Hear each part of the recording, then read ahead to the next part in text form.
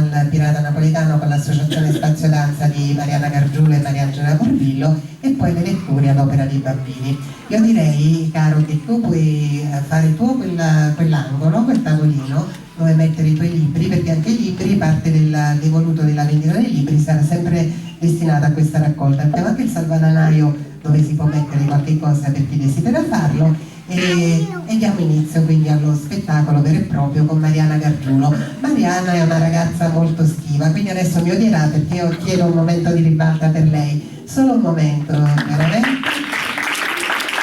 Lei è una donna che ha sempre parlato attraverso le gambe, attraverso il corpo, perché poi la danza è un linguaggio universale, e quindi è proprio attraverso questo linguaggio, che è stata una frase molto bella che mi piace, dice: danzando si entra in sintonia con le vibrazioni dell'universo. E posso dire che vedendo ballare le tue ragazze sento quanto sia vera questa frase. Grazie.